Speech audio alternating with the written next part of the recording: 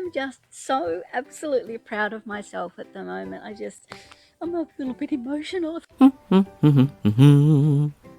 Hi everyone, I'm Karen, and if you've been wanting your very own raised garden bed but thought, oh, it looks a bit tricky, and you didn't think you had the skill set that you'd need to make your own, then keep watching this video, because I'm about to show you that while it's not super easy, it's really not as hard as you think. And we're going to get started right now with the very first tip, which is be organized. I really think that with a job like this, being organized is possibly the most important tip that I can give you. Start by choosing a suitable location and measuring how much space you've got to play with. If you want to do a garden that's something more than just a plain square, you might want to draw a map. I spent ages planning my garden because I wanted to work within a specific size area. So I had to get it right, and I wanted to get it done with as few cuts of timber and as little waste as possible. So this is my garden. I've measured it out. It's on grid paper. I'm not sure if you can see that, but I measured everything accurately, even down to deciding which way I wanted each piece of timber to butt up against each other. And like I said, if you're doing just a simple square garden, you probably don't need to do this, but this was an absolute savior for me. The number of times I referred to this map to see what length, which piece went where, how I wanted it to face. It was definitely worth the time it took to do it. Your next step is to take your map and all your measurements, head on down to the timber yard and get yourself some timber. I was lucky and I managed to get my son to help me with this, because it was a big job picking all those lengths of timber up at the same time.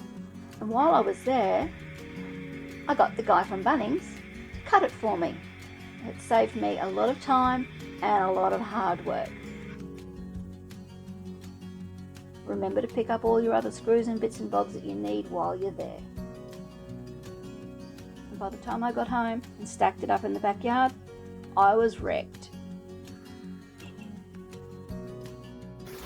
It is definitely time for a sit down and a coffee. I've got all of my tools laid out.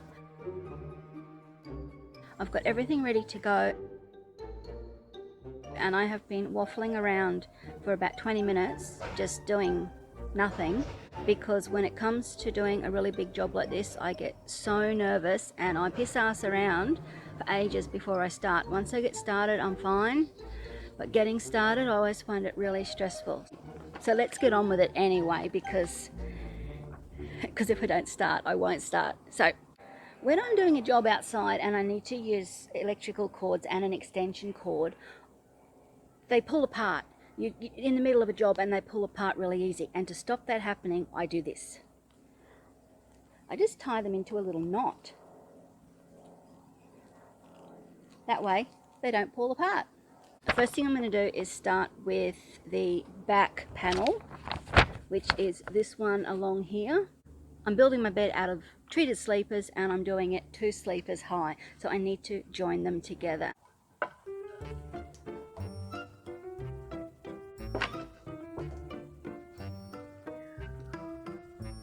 Because I want to screw from the outside in, I've had to position the support beams, the corner posts, underneath, so I can screw from the outside into that.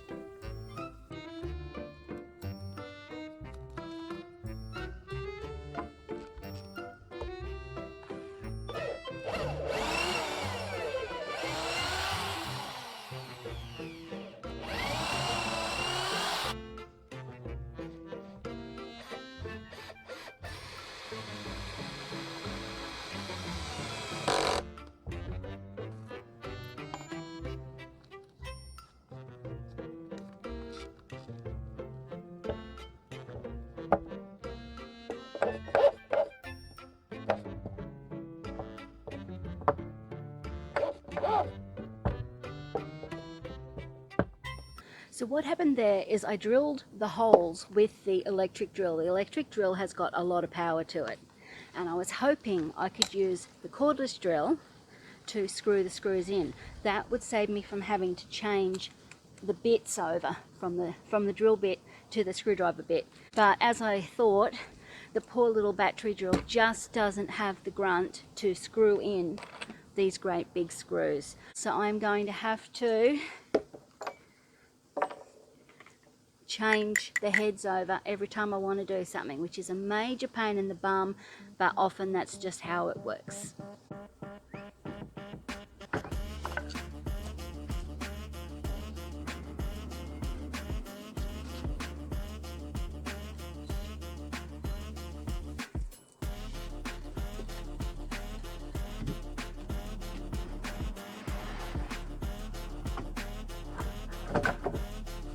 This is what we just joined together.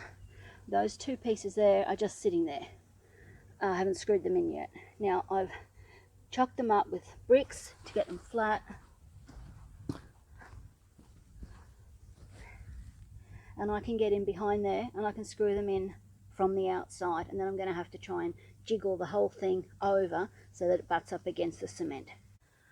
Just because you've had your lengths of timber cut at the shop, don't expect that it's going to be absolutely perfect, and always check your bits before you join them together. And have a look at this, I'll show you why. These two bits of wood are supposed to be the same length.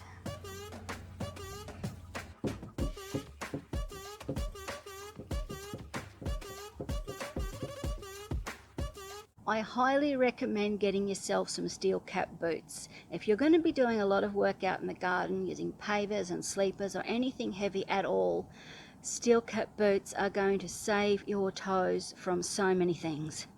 I've had these guys for so long.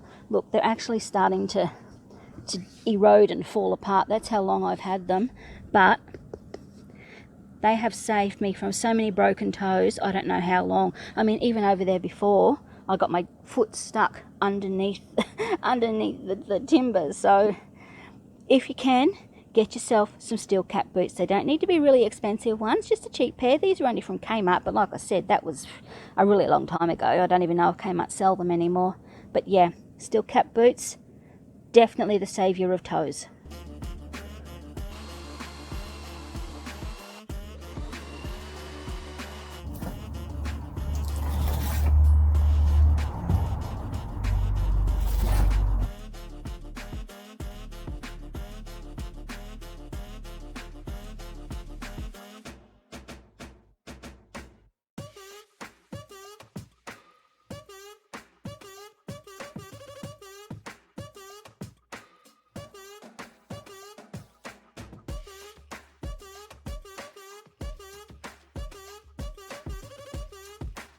If you're doing what I'm doing and you're building something up against a timber fence, always make sure to leave a gap.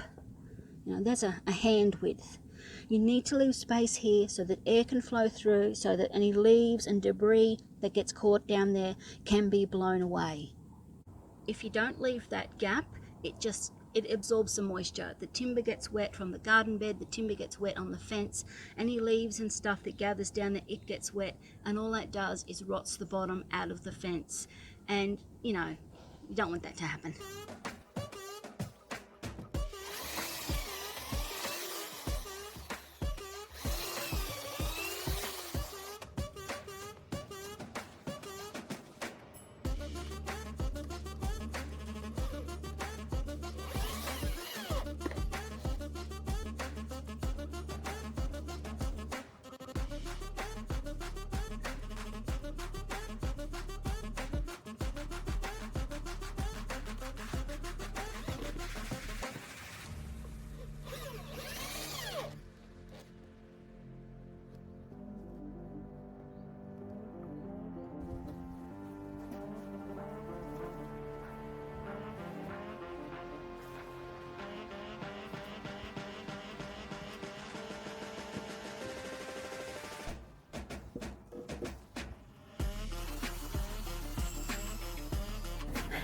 It's really starting to take shape.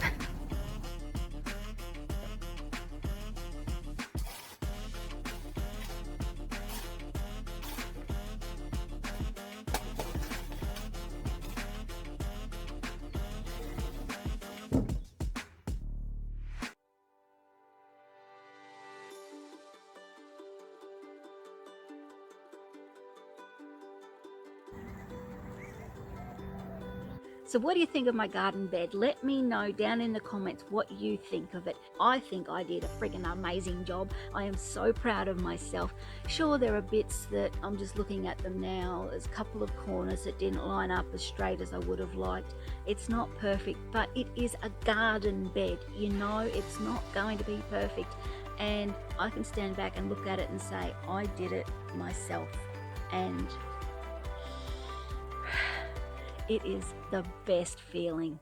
So join me next week, because next week I'm going to be putting in some dividing sections, and then we're going to start filling it.